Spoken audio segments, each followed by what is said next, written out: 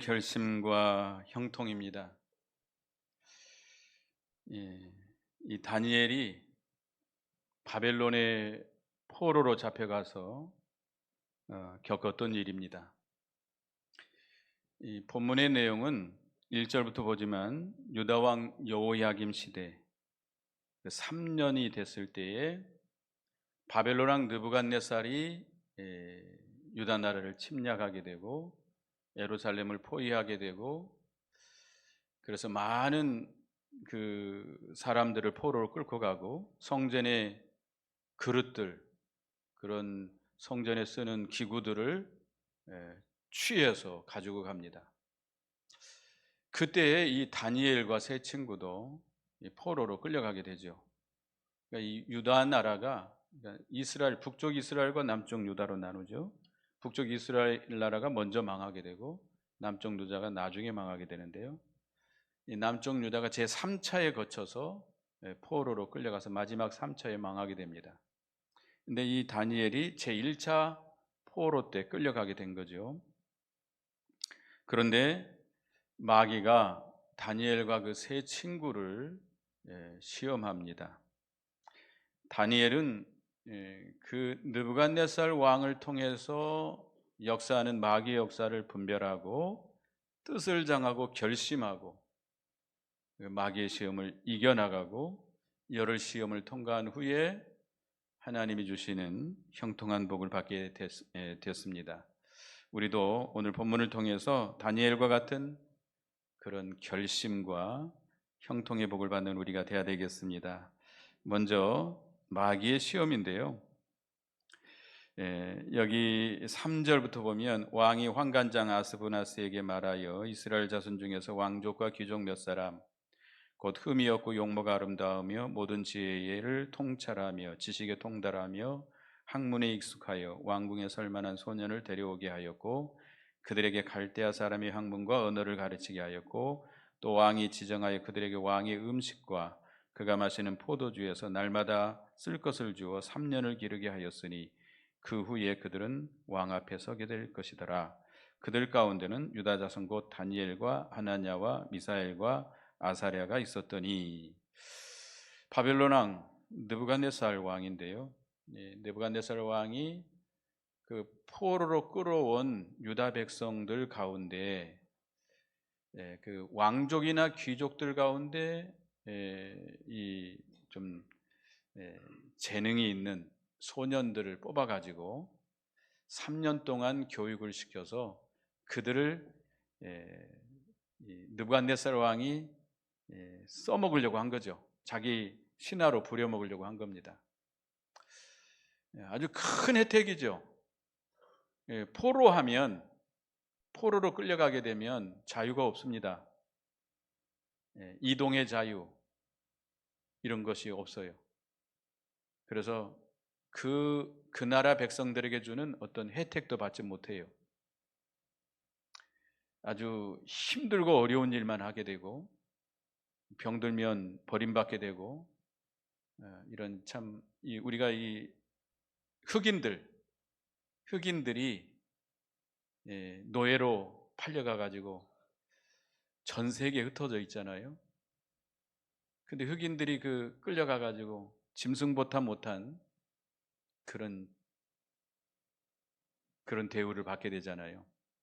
근데 이 다니엘과 그 세 친구도 포로입니다. 포로인데 왕이 특별히 택해서 왕의 총애를 베풀어 주고 또 왕이 먹는 음식과 포도주 왕처럼 대우해 주는 거예요. 3년 동안. 그리고 그 바벨론 갈대아의 학문과 언어를 배우게 합니다. 그 당시 갈대아, 이 바벨론은 세계 최고로 부강하고 발전한 나라입니다. 가장 배우고 싶은 학문, 지금으로 말하면 뭐 미국의 가장 좋은 대학이라든지 그런 데 가서 유학하는 것과 같아요.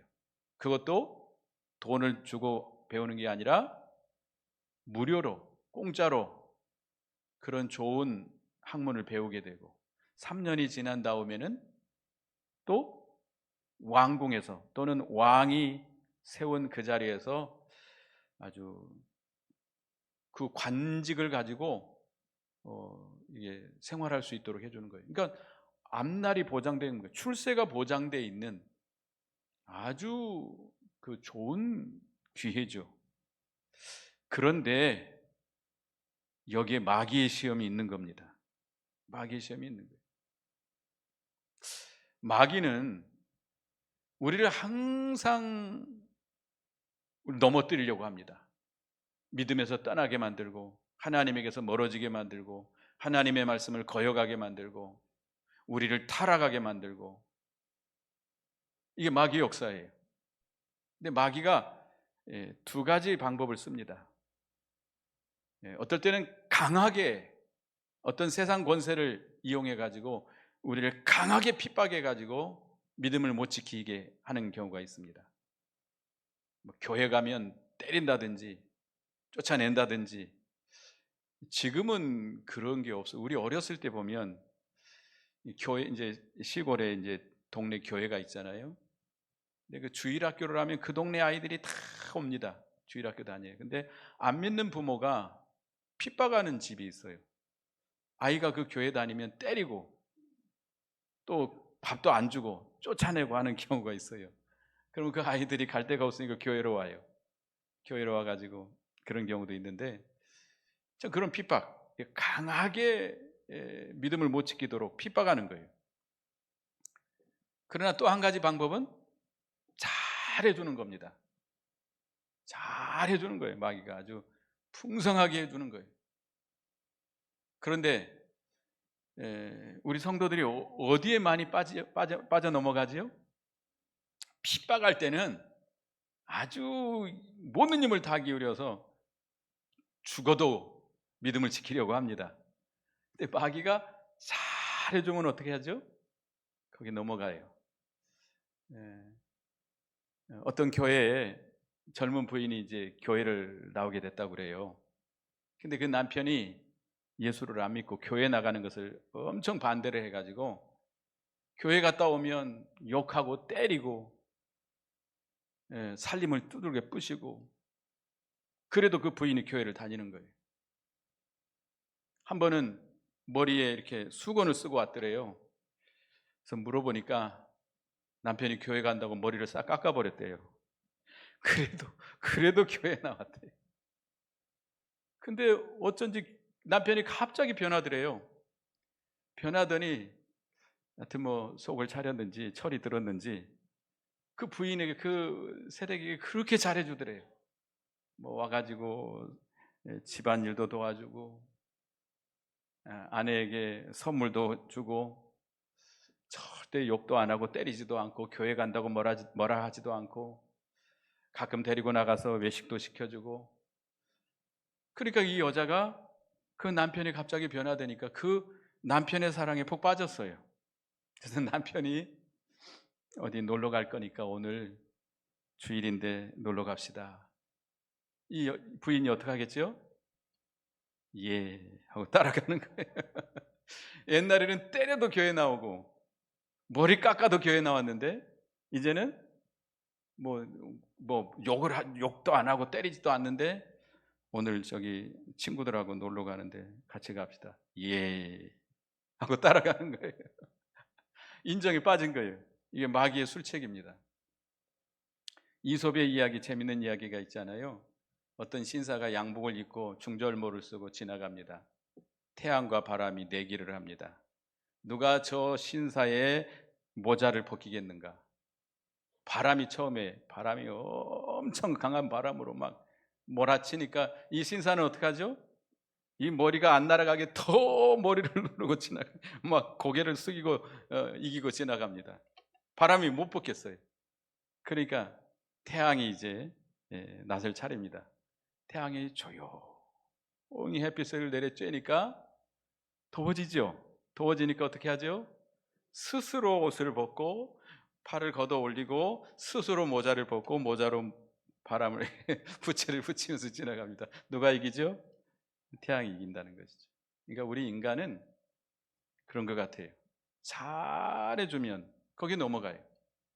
그래서 요한계시록 12장 15절 16절에 보면 거기 요한계시록 12장에 15절 읽어보겠습니다. 앞에 나왔으니 읽어보겠습니다. 시작. 여자의 뒤에서 뱀이 그 입으로 물을 강같이 토하여 여자를 물에 떠내려가게 하려 하되. 이 여자는 교회를 가리키기도 하고 우리 믿는 성도들을 가리키기도 합니다. 뱀은 누구죠? 마귀를 가리킵니다. 마귀가 여자 뒤에서 물을 강같이 토했다. 물이라고 하는 건 뭐예요? 세상물이에요. 세상물. 세상 인정, 인간의 인정이라든지 세상 풍부함에 빠뜨려 가지고 믿음에서 떠나가게 하는 거예요. 타락하게 만드는 거예요. 이게 마귀 역사입니다. 그러니까 이 다니엘과 세 친구도 이 포로로 끌려가지고 죽을 고생을 해야 되는데 왕이 특별히 선택을 해가지고 왕궁에서 왕과 같은 생활을 하게 하고 갈대 학문과 언어를 배우게 하고 또 출세할 수 있는 길이 열렸으니 얼마나 좋아요. 그런데 거기에 뭐가 있어요? 마귀의 술책이 있는 겁니다. 마귀의 술책이 있어요. 우리는 언제 어디서나 마귀의 시험이 있다는 거 기억해야 됩니다. 분별력 없이 그 왕이 주는 대우를 받게 되면 신앙에 타락하게 되고 하나님의 말씀을 거역하게 되고 그 심령은 하나님에서 끊어지게 되고 망하게 되는 거예요.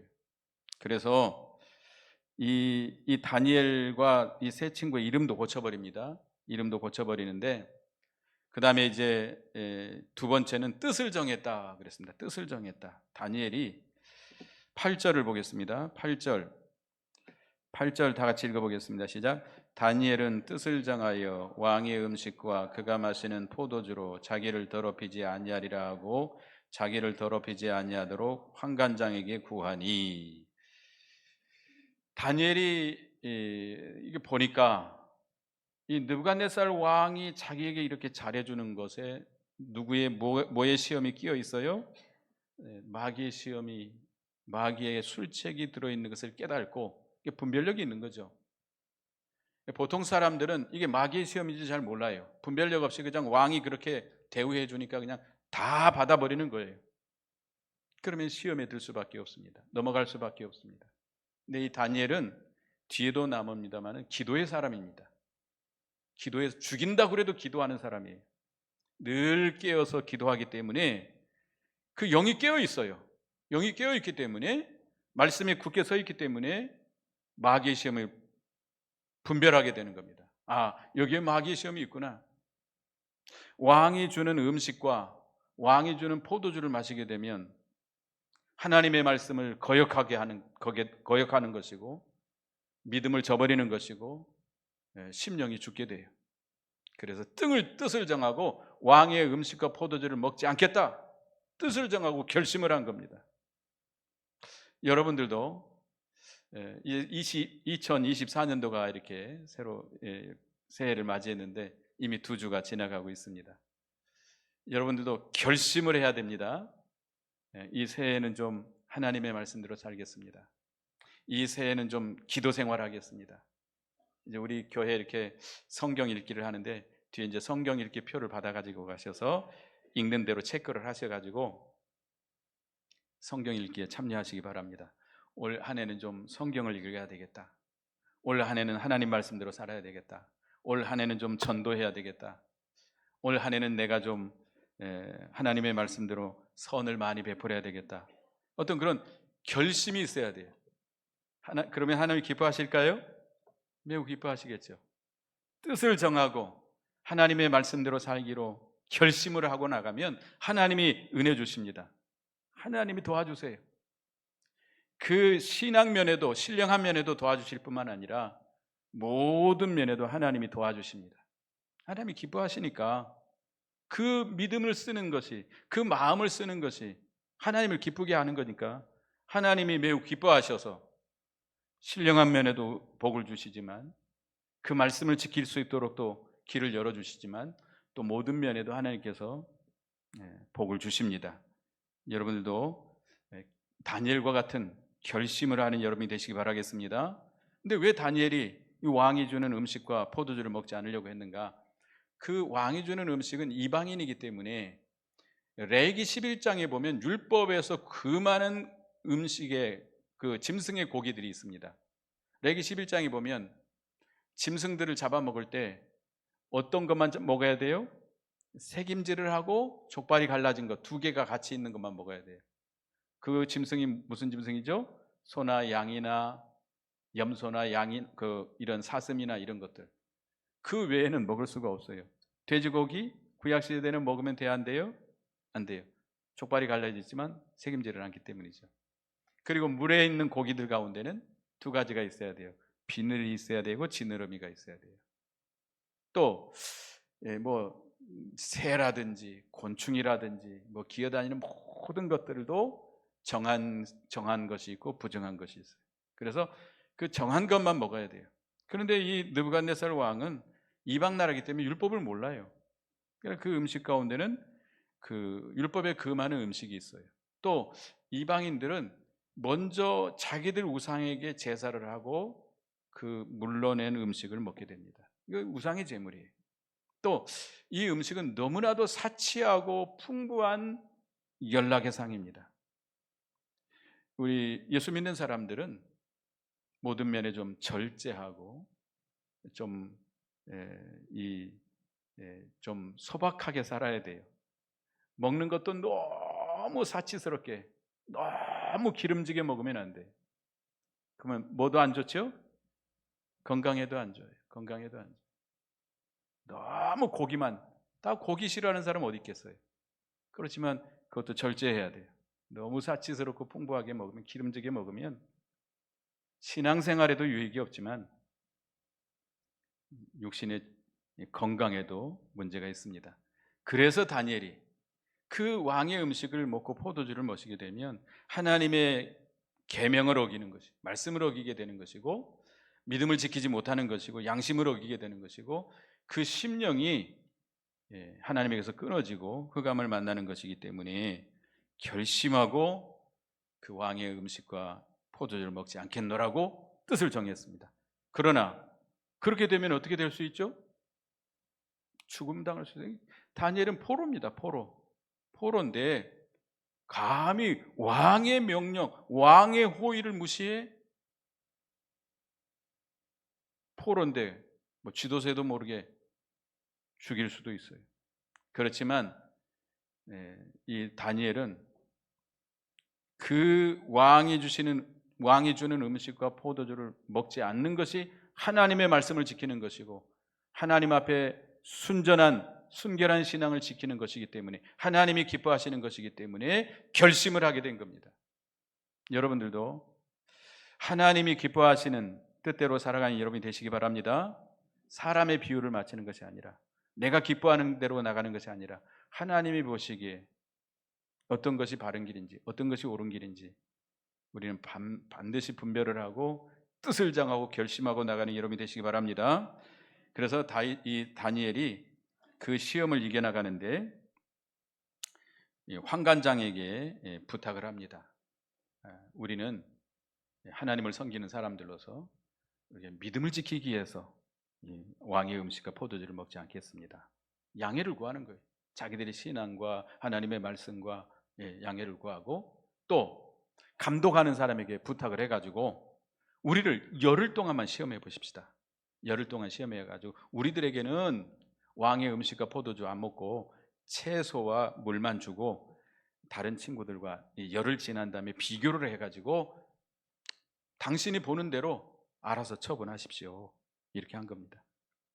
나는 하나님 말씀대로 살 거니까 죽든지 살든지 당신들 알아서 하시오. 이렇게 고집대로 이렇게 나간 것이 아니고, 그 질서를 지키면서 그 환관장에게 마음을 상하게 하지 않으면서 이렇게 모든 일을 해결해 나갔습니다. 우리도 하나님의 말씀을 지켜나갈 때 어떻게 보면 독선적으로 이렇게 질서도 다 무시하고 이렇게 나가면 안 돼요.